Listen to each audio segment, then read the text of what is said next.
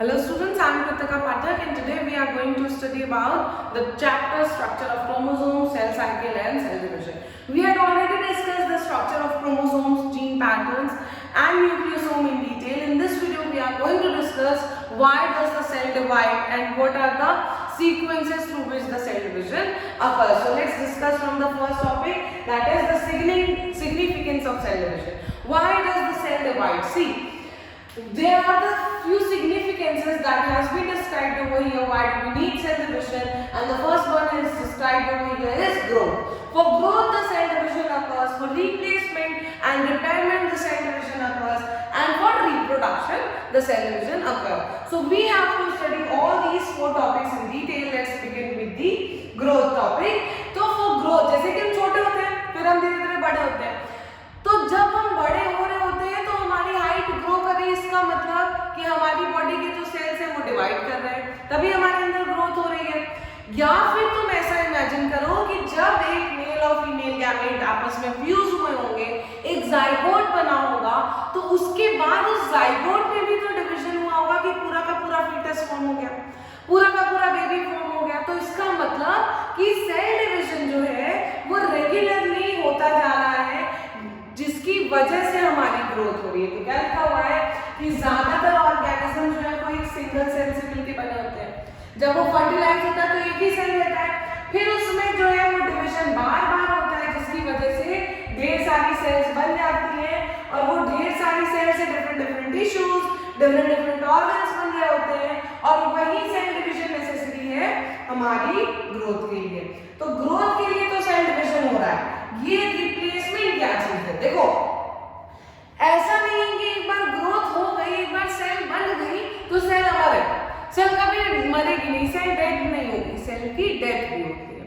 तो ये red blood cells है, इनकी भी डेथ हो रही है और सेकंड नई सेल्स बन रही बोन मैरो में। ये पत्तियां हैं पेड़ की, पत्तियां झड़ेंगी, नई पत्ती आएगी, यानी कि सेल की डेथ के बाद वापस से नई सेल आ रही है। इसका मतलब कि पुरानी वाली सेल को रिप्लेस करने के लिए, नई वाली सेल के बनने के लिए सेल डिवीजन होगा। ठीक है, तो क्या लिखा हुआ है कि ये जो वियर एंड टियर है सेल का, ठीक है, फटना और दोबारा से नई सेल बन जाना, ये हर नॉर्मल बॉडी में होता रहता है। तो एग्जांपल ये लिखा है कि ये हमारी बॉडी में 5 मिलियन रेड ब्लड सेल्स होती हैं, जिनमें से 2 मिलियन रेड ब्लड सेल्स पर सेकंड डिस्ट्रॉय हो जाती हैं। तो नई सेल्स फिर से बोन मैरो में बन रही होंगी, तभी तो हमारी बॉडी में रेड ब्लड सेल का नंबर इक्वल बना हुआ है, कांस्टेंट बना हुआ है।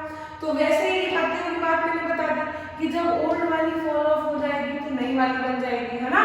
तो मतलब ये लोग रिप्लेस कर रहे हैं, इसलिए सेल डिवीजन हो रहा है। उसके बाद बात करते हैं रिपेयर की। आपको कहीं चोट लगी, आपकी स्किन में स्किन टर्न आउट हो गई, नई स्किन आ जाती है। तो सेल डिवीजन इसलिए भी हो रहा है कि सेल डेथ नहीं हुई हो, लेकिन सेल को चोट लग गई, सेल वहां से फट गई, डेड हो गई, तो उसकी वजह से नई सेल आ जाए। ठीक है, या बोन में फ्रैक्चर हो गया, हम लोग उसमें पट्टी लगाते हैं 1 महीने 2 महीने, धीरे धीरे वो पूरा सही हो जाता है, फिर उसके बाद प्लास्टर हट जाता है। तो इसका मतलब कि सेल डिवीजन हुआ, जो गैप था वो धीरे धीरे फिल हो गया, यानी कि धीरे धीरे उसमें सेल बन गई। उसके बाद बात करते हैं कि जैसे ये गैप्स हैं वो ब्रोकन एंड्स में वो जॉइन हो जाते हैं, यानी कि सेल डिवीजन हो रहा होता है। Last significance of cell division is reproduction.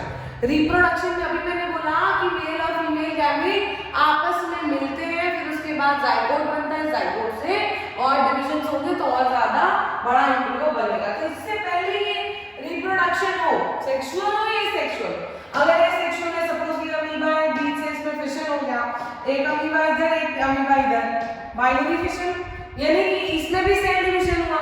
अगर ऐसा नहीं भी हो रहा है, वो सपोज ओवम है और ओवम में बीच से डिवीजन होगा, तभी तो क्रोमोसोम नंबर 46 से हाफ होंगे 23 और ये 23 वाला किसी स्पर्म में, इससे पहले स्पर्म में इसमें भी डिवीजन होगा, तो 23 वाले स्पर्म्स बनते हैं। अब ये आपस में क्रॉस करेंगे तो ही तो 46 क्रोमोसोम्स का एम्ब्रियो बनेगा। तो मतलब कि सेल डिवीजन हो रहा है क्रोमोसोम के नंबर को कांस्टेंट बना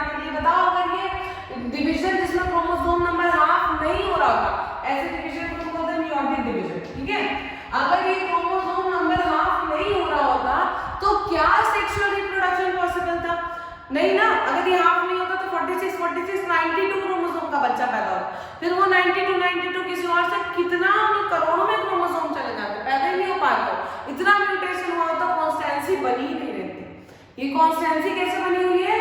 मियोटिक सेल डिवीजन के थ्रू बनी हुई है। जब क्रोमोसोम नंबर हाफ हो रहे हैं तो क्रोमोसोम नंबर कॉन्स्टेंटली बने हुए हैं। उसके बाद बात करते हैं कि ये हाफ ऑफ द नंबर जो है उन्होंने रिसीव किया, जिसकी वजह से ये मियोटिक सेल डिवीजन हुआ, और यही सेल डिवीजन रिस्पॉन्सिबल होता है कि किसी भी एम्ब्रियो का फॉर्मेशन हो तो क्रोमोसोम्स जो है उनका नंबर कॉन्स्टेंटली बना रहे।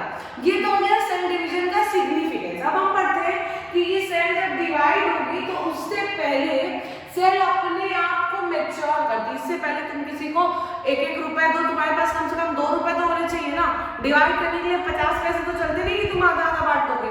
तो सेम उसी तरह से सेल साइकिल भी चलती है जब उसको डबल हो, उसमें उसका माइटोकॉन्ड्रिया एटलीस्ट 2 हो जाए, क्लोरोप्लास्ट 2 हो जाए। हमने बताया है या पढ़ा है 9th में कि क्रोमोसोम्स के अलावा जिसमें डीएनए है, माइटोकॉन्ड्रिया और क्लोरोप्लास्ट में भी उनका खुद का डीएनए प्रेजेंट होता है। ठीक है, तो ये सब भी डबल होना रहता है। तो एक सेल साइकिल चलती है जिसमें वो डबल हो रहे होते हैं, उस फेज को हम कहते हैं इंटरफेज। उसमें वो डिवाइड नहीं कर रहे होते, ये नॉन डिवाइडिंग फेज है, मगर इस फेज में सेल खुद को प्रिपेयर कर रहा है फॉर सेल डिविजन, और जिस फेज में वो डिवाइड होंगे दैट इज एंड फेज। इस फेज में सेल जो है वो खुद को डिवाइड कर रहा होगा। ठीक है, तो अब वही बात हम लोग करने जा रहे हैं कि ये सेल साइकिल कैसे चलेगी। तो सेल साइकिल जो चलेगी, देखो जब वो डिवीजन होगा तो ये रहा एंड फेज, इसको यहाँ पे लिखा हुआ है माइटोसिस। उसके बाद जो इंटरफेज है, उस इंटरफेज के 3 फेजेस G1, S और G2। G1 मतलब ग्रोथ फेज 1, S मतलब सिंथेसिस फेज और G2 मतलब ग्रोथ फेज 2। तो हमें यही सारी चीजें आराम से पढ़नी है। अच्छा, ये G0 भी लिखा होगा, इसका मतलब कि अब सेल साइकिल का डिवीजन जब अरेस्ट हो गया, जब सेल साइकिल डिवाइड नहीं कर रही है तो ना वो G1 में जाएगी, ना S में जाएगी, ना G2 में जाएगी, वो सीधे अरेस्ट हो जाएगा, यानी कि सेल डिवीजन रुक जाएगा। इसको हम बोलते हैं G0 स्टेज। ठीक है, तो जब इतना हो गया तो अब हम आगे पढ़ने की कोशिश करते हैं। हमें क्या क्या पढ़ना है कि जब सेल डिवाइड करेगी तो न्यूक्लियस ज्यादा होता जाएगा, साइटोप्लाज्म का अमाउंट कम होता जाएगा, फिर इंटरफेज में नेक्स्ट सेल डिवीजन हो, इसलिए सेल जो है वो थोड़ी सी साइज में ग्रो करती है, और यही ग्रो करने के फेज को हमें 3 फेजेस में पढ़ना है, G1, S, G2, first growth phase, synthesis phase और सेकेंड ग्रोथ फेज। ठीक, तो हम लोग पहले पढ़ते हैं फर्स्ट ग्रोथ फेज को। जो पहली ग्रोथ फेज है उसमें आरएनए और प्रोटीन जब बन रहे हैं, तो आरएनए और प्रोटीन्स के बनने की वजह से साइटोप्लाज्म का वॉल्यूम ज्यादा हो रहा है, माइटोकॉन्ड्रिया क्लोरोप्लास्ट डिवाइड हो जा रहे हैं। ये वो 2 ऑर्गेनेल्स हैं जिनके पास उनका खुद का डीएनए होता है। ये जो जीवन है वो जीवन 2 पार्ट फॉलो कर सकता है, या तो वो दूसरे फेज में यानी एस फेज में इंटर कर जाए, या फिर वो रेस्टिंग फेज में चला जाए। मैंने अभी G0 फेज की बात बताई कि G0 फेज वो है जब सेल साइकिल जो है वो विड्रॉ हो जाती है सेल डिवीजन से और वो रेस्टिंग फेज में चला जाता है, उसको हम बोलते हैं G0 फेज। और जब सेल डिवाइड हो रही होगी तो उसको हम बोलेंगे कि अब वो चला गया नेक्स्ट फेज यानी कि सिंथेसिस फेज में। तो समझ लेते हैं सिंथेसिस फेज में क्या होगा। सिंथेसिस फेज में ज्यादा डीएनए बनेगा, क्रोमोसोम्स डबल होंगे।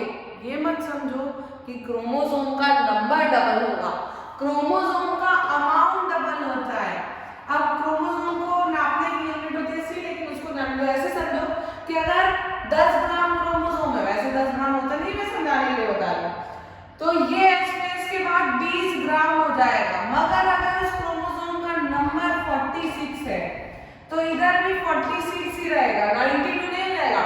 तो डबलिंग से मेरा मतलब है कि उसका अमाउंट डबल होगा। क्यों डबल हो रहा है?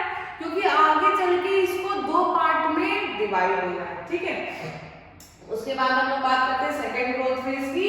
सेकंड ग्रोथ फेज में क्या होगा, ये सेकंड ग्रोथ फेज थोड़ा सा छोटा था क्योंकि ऑलमोस्ट सब कुछ प्रिपेयर कर चुकी होती है सेल डिवीजन के लिए, बस उसको क्रॉस चेक करना होता है कि सारी चीजें सही से हैं कि नहीं, प्रोटीन्स वगैरह जितनी चाहिए थी वो बन गई कि नहीं। अगर नहीं बनी होगी तब वो सिंथेसिस जो है वो कंटिन्यू चल रही होती है। ठीक है, उसके बाद होता है कि ये जो डिवाइडिंग फेज है जिसमें डॉटर सेल्स जो है वो कंप्लीट हो जाती है बनना। अब ये नई वाली जो डॉटर सेल्स है वो करके माइटोसिस फेज में एंटर कर जाएंगे। तो हमने क्या क्या पढ़ लिया, इंटरफेज के तीनों स्टेजेस पढ़ लिए।